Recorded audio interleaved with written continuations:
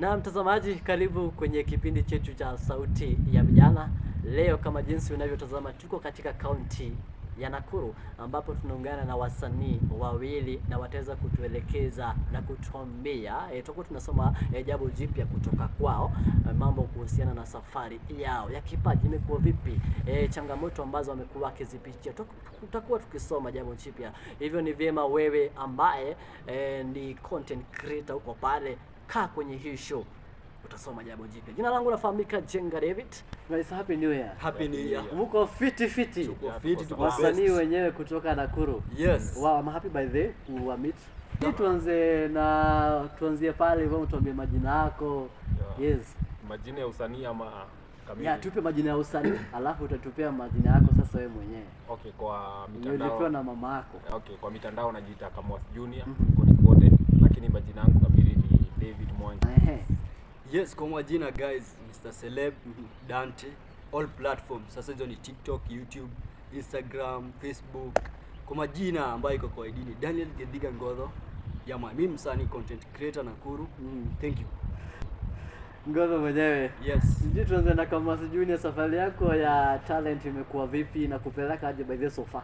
Okay, so far safari haijakuwa rahisi na haijakuwa ngumu. So ni kujaribu tu, tuko pale katikati, tunapush tu bado. Yeah. Unajaribu kusema aje ukisema si ngumu na si rahisi? Kwani Si ngumu. crowd inakaaje huku? Ukiingia kwa industry, Yes. unagoja vitu zitakuwa, unadhani vitu zitakuwa rahisi, but unakuta si rahisi vile ulikuwa unadhani. So inabidi tu push kwa sababu kitu unapenda lazima uendelee tu kuichapa. Yep. Dante, wewe unasemaje kuhusiana na hiyo jambo? Wewe ulianza talent yako lini? Which year? Because I think right now nimekuona like 2 years, nimekuwa nikikufuatilia sana. Yeah. Content creation nilianza I think it was on 2022.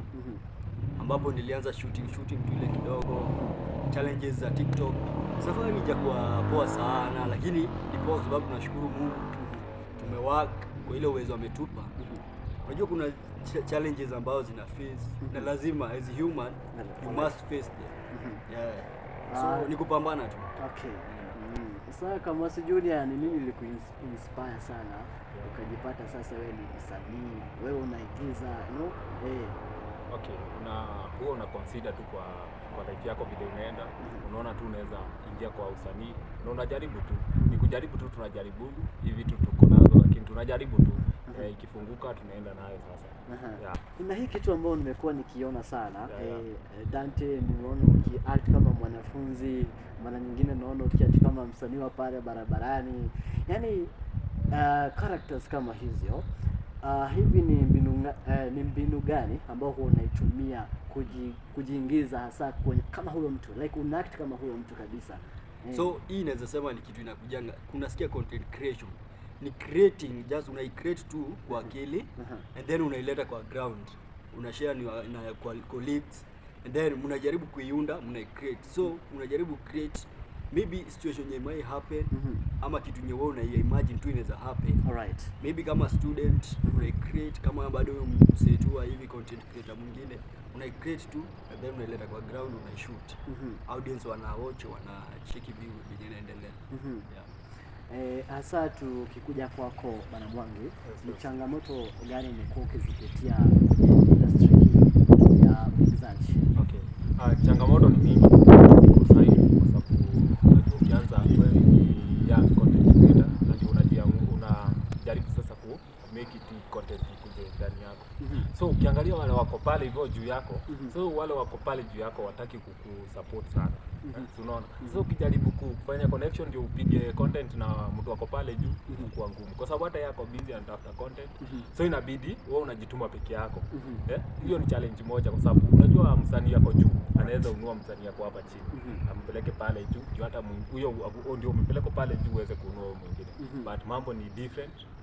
Ni wachache sana wanaweza kubali kukuinua hapa chini. So ushajaribu pengine wasanii kadhaa ambao utasema unataka kupiga challenge nao wakakunyima?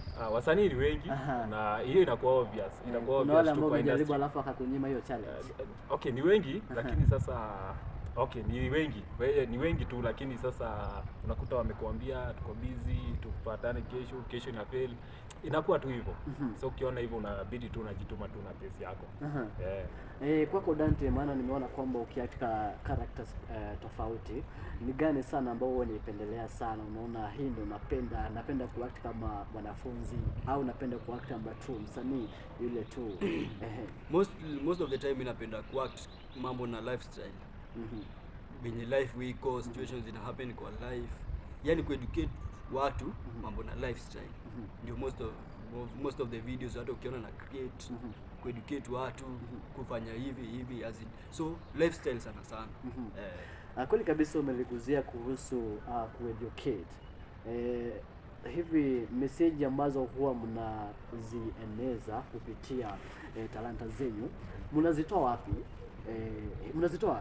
So me apparently naweza sema creative.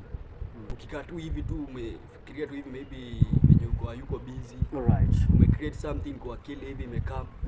Unajaribu kuiplay sasa kwa akili and then unaenda kwa ground. Most of the time mimi unafanya tu creating, tunai-create na alafu na-shoot. Bwana Mwangi, ni kitu gani huu unakifanya pale behind the scene ambazo sisi hatukijui lakini ni cha kushangaza? Kitu kama gani sasa? Tuseme something, unajua kuna vile unasikia kwamba kuna yule ambaye anafanya vitu crazy sana pale behind the scene lakini wewe, sisi hatupasi kujua yale mambo ambayo unayapitia kabla ufike kutupa ile picha halisi ya talanta yako. Ni mingi sana kwa sababu unajua mingi tunapigia tunapigia place watu ni wengi, so iko ile interaction ya watu mnasumbuana na watu kwanza kabla wajue kwanza nini unafanya pale. Mnakuwa mmesumbuana sana pale, hivyo mmesumbuana sana ndio ikifika sasa pale umeanza kushoot video yako, inakuwa umetupa masaa yako kama 2-3 kabla ufike pale hivyo. So ni mambo mingi tu pale nyuma, but tunajaribu tu kuipiga. Kwako Dante, ni jambo gani hilo ambalo umelifanya behind the scene? Mara mingi jambo la kushangaza tu. Mara mingi mimi behind the scene utapata nacheka sana. So ukicheka hivi, maybe umecreate kitu fulani umecheka, at least hiyo kitu inanipatia courage. So masaa ya kushoot sitakuwa na ile mambo na kucheka, ni nitashoot na nitapass message directly kwa watu. So hiyo ndio inakuwa. Kamwaz, sasa hii nini nakupeleka aje? Niliona TikTok bado uliingia na pale YouTube niliona uliingia, na vile vile niliona umefungua account pale Facebook. Mambo iko vipi huko? Ni account gani huwa inakufavor sana in terms of followers, in terms of engagement yako, unaona iko sawa? Okay, for now kwa saizi nashughulika sana na Facebook, sababu Facebook unajua italeta kakitu. Sasa tunaangalia pale italeta kakitu first kwanza. Facebook inalipa sana kuliko TikTok na Facebook. Inalipa poa, lakini unajua TikTok ni ya followers, ndio upate majob pale hivyo. But Facebook inaingiza, so ndio azina kitu pale Facebook na push tu pale hivyo Facebook kwa. Okay. Hivi Dante, utasemaje kuhusiana na hilo? Apparently mimi wana focus sana na YouTube. Sana YouTube. YouTube ndio naonanga huwa ndo most of the time napenda focus na YouTube and then TikTok, but sana YouTube. Ni kosa gani ambalo uliweza kulifanya na limekufunza kitu kutoka ufanye hilo kosa, limekufunza kitu, yani limefanya ukaimprove on something kwenye talanta yako? Time wasting. Kwa sababu ukiangalia hapo nyuma nime waste time sana. Yenye nasema ningetumia time vizuri ningekuwa nimeenda mbali sana. Lakini yote tuna cover. Wanasema better late than never. Alright. Alright, Bwana Mwangi, Kamwaz Junior, ni jambo gani ambalo ungependa watu walijue ambalo watu hawalijui kuhusu kipaji chako? Wajua kwamba content ni kitu inatoka kwa mind. So ni kitu unafikiria kwanza, unaicreate kwanza kwa mind, ndio ilete kwa watu sasa. Alright. So wakiona video imefika pale, wajua imefanyiwa kazi. Unaweza piga video moja kwa siku moja, na video hiyo iko na 30 minutes 30 seconds. siku mzima unaweza piga video hiyo moja tu 30 seconds na ni siku moja. So ni kazi imefanyiwa kwanza ifike pale. Alright. Hivi kwa siku unapiga videos ngapi? Most of the time nang'ang'ananga napiga 3 4. Yeah. Aha. Na zote ziko na content tofauti. Aha. Yeah. Hivi kwa miaka zingine 5 unajiona utakuwa wapi? Kwa mipango ya Mungu, God willing. Yes. Naona huwa naomba sana nikuwe the most famous content creator. Niweze kueducate, kuteach watu mambo mingi, kuwafanya ni kuokolea watu nini. Yes. So naomba tu sana within 5 years coming nikuwe the most content creator famous kabisa. Alright. Yeah. Bwana Mose, ndoto yako ni ipi hasa kwenye usanii, na hivi unafikiria utafika wapi? Kwa ndoto ni kwanza ku grow, ni grow afu ni grow my accounts, ni teach watu, ku teach content mostly na teach, una teach tu watu vile life iko and the reality of life and hiyo ingine ni mipango ya Mungu, but tunaomba tu Mungu atuelewe tu. Hivi ungependa kuambia mtu ambaye ako pale nyumbani, kabla tuingie kwenye siasa, maana nataka kwamba tuguzie tu kwenye siasa kidogo. Naona watu wengi sana wananiambia kwamba vile vile tungependa kusikia sauti yao kwenye siasa, wanasemaje. Ningependa tu ukatupa tu mawaidha yule ambaye ako pale nyumbani, ambaye wazo lake anataka kuingia kwenye hii industry ya uigizaji ama ya usanii, utamwambia vipi? Which advice ambayo utaweza kumpa? Advice ya mtu anaingia kwa usanii ni simple, ajue kwamba industry si rahisi. Industry si rahisi vile watu hufikiria. Ukiingia kwa industry ni kujituma tu, najituma, you push kabisa mpaka ijipe tu. Ndio tu. Bwana Dante, yes. Kuna yule kijana ambaye, kuna yule mwanadada ambaye ako pale nyumbani, ni mwigizaji na pengine alianza uigizaji wake miaka, alafu akapatana na changamoto fulani, ukapata kwamba yeye amequit kutoka acting. Wasia wako ni upi? So kwangu naweza sema never give up. Kwa sababu ukigive up ndio kitu itafanya ufail kabisa. Push. Hata mimi mwenyewe sija make it, but kuna hiyo kitu inaniambia one day uta make it. So hata mimi nang'ang'ana ku push. Na mimi na act, naweka content zangu, na create, na post, nafanya nini. Alright. So pole tu. Kama wewe umegive up ama unafikiria kuanza, number 1 never give up. Kupush kabisa. Yeah. Hivi unaamini kwamba serikali ambayo ipo sasa inafanya kazi? Kwangu ninaweza sema kwa sababu sisi ndio tuwa select. Na mimi ninaweza sema okay, according to me, na support government yenye bado iko, kwa sababu isipo support hiyo na hiyo ndio iko na support gani. So government yenye iko sasa hii ndio na support, yenye itaingia next ndio bado na support. Unaamini wanafanya kazi? Wanafanya kazi. So kazi inafanya. Wewe uko kwenye mlengo wa UDA. Wanafanya kazi. Aha. Yeah. Bwana Mwangi, tumeona mambo imekuwa ikifanyika hasa kwenye siasa. Siasa hapa na pale amekuwa ikifanyika, lakini nyinyi kama Gen Z na hasa sana nyinyi wasanii umekuwa mkichangia pakubwa sana kwenye ile kueneza kueneza hizi habari za kusema kwamba serikali haifanyi kazi, serikali inafanya kazi, au mmekuwa mkitumiwa sana na wanasiasa. Unasema vipi? Serikali inafanya kazi? Inafanya, lakini inafanya na rate ya chini sana. Yeah. Nyinyi kama Gen Z, nyinyi kama vijana, mna mipango gani kwenye mwaka wa 2027? Uchaguzi wa mwaka huu ambao ni next year. Panapo majaliwa ya Mwenyezi. Rule number 1 ama kwanza, kitu cha kwanza ni kuvote. Kuchukua kura sisi kama vijana. Yes. Tuvote, tuchague viongozi wenye tunaona wanaweza tusaidia, wanaweza tuboost sana. Na kumekuwa na siasa zimekuwa zikichacha hapa na pale. Tumeona kwamba kuna chama cha ODM na vile vile kuna chama cha UDA ambao tunajua kwamba wanaungana pamoja. Hivi unaona kwamba kwa mtazamo wako kama msanii, unaona kana kwamba wataelekea kuunga serikali mkono, au kutakuwa vipi ikifikia katika mwaka wa 2027? Kulingana na mimi, so naweza sema lazima kuwe na opposition. Hakuna venye tunaniambia party yenye inaongoza Kenya ni moja. opposition lazima kukue, ndio at least inaangalia mambo na serikali. So hata nikiweza ulizwa, opposition ni kitu inafaa ikuwe na lazima ikuwe.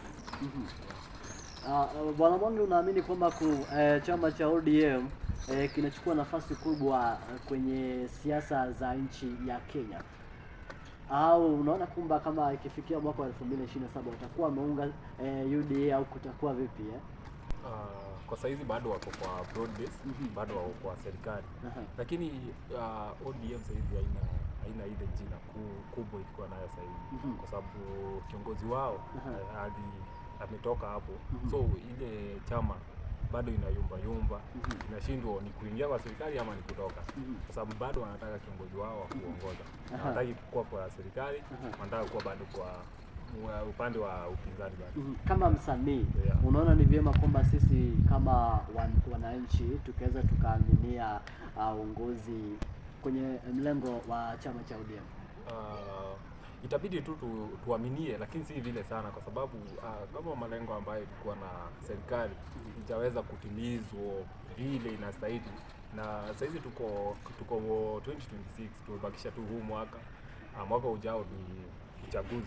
Yes. So huu mwaka hakutakuwa na kazi mingi inafanywa na serikali, kwa sababu huu ni mwaka wa siasa mingi. Right. So hata tukikosa bado kuwaunga mkono, wako pale, lakini tunaenda nao. Tukifika pale sasa mwisho tutachagua viongozi ambao tutataka.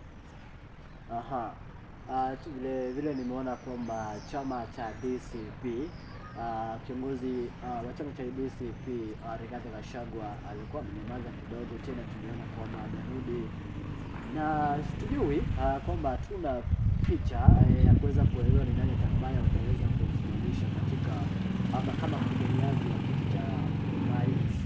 Lakini wewe kama Dante, hivi unaona kwamba ni vyema sisi kama vijana tukaunga mkono kiongozi wa chama cha DCP? So mi kama vile nilisema hapo awali, kura ni siri yako. Kura ni siri yako. So kuna mimi mwenye napenda na kuna mwenye na select, na huyu anapenda fulani hivi fulani. So kila mtu akona pande yake ambaye anapenda na anaweza. Na unajua kama msanii, unaweza kusema kwamba kwa maana yako unaona kwamba Kalonzo pengine atafanya kazi nzuri kuliko Gachagua, Rais William Ruto atafanya kazi nzuri kuliko Gachagua. Hivi unaona ni vyema tukamunga mkono kiongozi huyo wa chama cha DCP? Kabisa. Hawezi jua kiongozi anaweza fanya kazi ama hawezi kama hujamchagua. Baada ya kumchagua aingie serikalini, ndio utajua kama anafanya kazi vizuri ama afanye. So mi bado nitasimama na hiyo mambo yangu ya kusema kura ni siri yangu. Mimi nitachagua mtu mwenye nitaona huyu anaweza saidia hata kwa hii idara ya mambo ya usanii. Sasa umesema kwamba wewe kula ni siri yako wewe mwenyewe. Bwana Mungu, utasemaje? Wewe utatutupa au utatuambia ukweli kama msanii? Unajua ndio Rigathi Gachagua amekuwa kwa serikali na alikuwa amejaribu kufanya mambo kadhaa, na watu wanamjua na wanajua kwa nini alitolewa pale ofisini. Na kama vijana ama wananchi tunajua kwamba kiongozi si jina tu, kiongozi ni matendo anayofanya na kuelimisha wengine. Lakini tumemwona Rigathi Gachagua anafanya kazi za kuelimisha wananchi ya kwamba ambavyo Kenya iko na ambavyo viongozi wako.